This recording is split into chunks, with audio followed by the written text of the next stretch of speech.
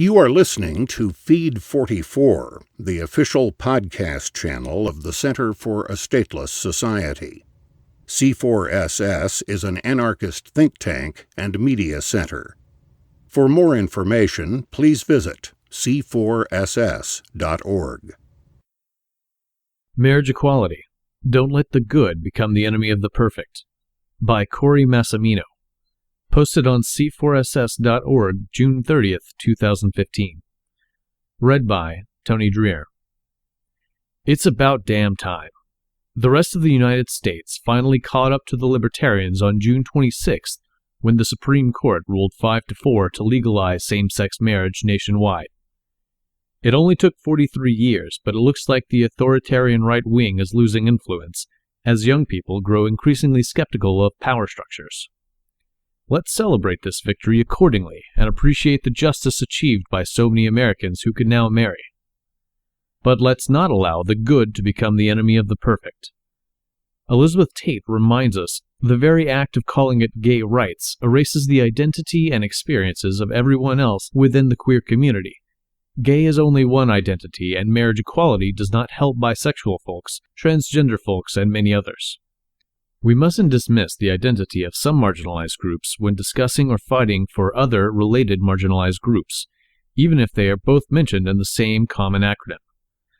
The acronym LGBTQIA encompasses a wide subset of oppressed minorities. Boiling it all down to merely one letter of the acronym when others are suffering in their own distinct ways is counterproductive. Tate also reminds us that too much focus on the important issue of marriage equality can overlook other issues facing the LGBTQIA community. Police abuse is a life-threatening problem that disproportionately affects the trans community, especially trans people of color. While the Stonewall riots were largely fought by people of color, Tate points out the face of the LGBTQIA community in the mainstream is often reduced to a gay, white, cisgender man. Meanwhile, according to 2013 New York City Anti-Violence Project National Report on Hate Violence Against Lesbian, Gay, Bisexual, Transgender, Queer, and HIV-affected communities, transgender people were 3.32 times as likely to experience police violence compared to non-transgender people. Transgender people of color were 2.46 times as likely to experience physical violence by the police compared to white non-transgender people.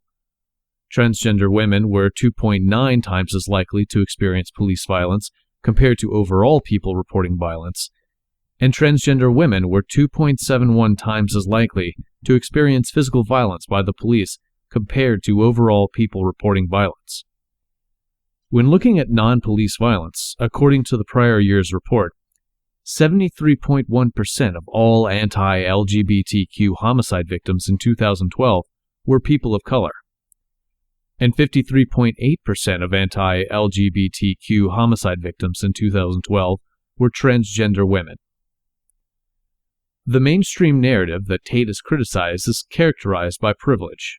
As cis, middle-class liberal America pats itself on the back for a job well done, the part of the queer community that doesn't fit the stereotypical mainstream image that you see on the news and in TV shows is completely left out of the conversation, despite being increasingly at risk of violence.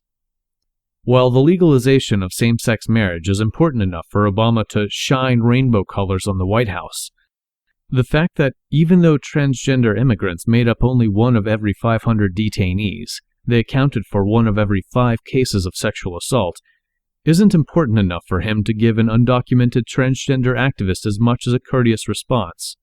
The hero, Geneset Gutierrez, fights for a marginalized, oppressed group that doesn't fit liberal America's mold, so she gets booed and shamed by the elite, privileged members and allies of the liberal queer community, including the president himself.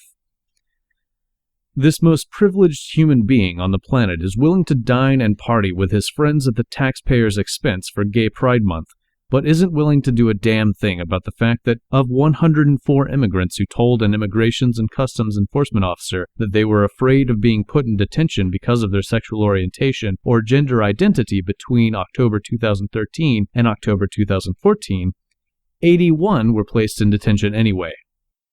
Radicals interested in real change, knocking down oppressive power structures and liberating marginalized groups should share Tate's approach and congratulate every state and politician that passes same-sex marriage, but also acknowledge that 40% of homeless youth identify as LGBT. Trans folks are brutalized and imprisoned, and healthy people can't save a life. There is too much at stake to focus on the altar. Let's celebrate the victory in legalizing same-sex marriage and unceasingly and apologetically continue the fight for a complete, total queer liberation. You've been listening to Feed 44, the official podcast channel of the Center for a Stateless Society. C4SS is an anarchist think tank and media center. For more information, please visit c4ss.org.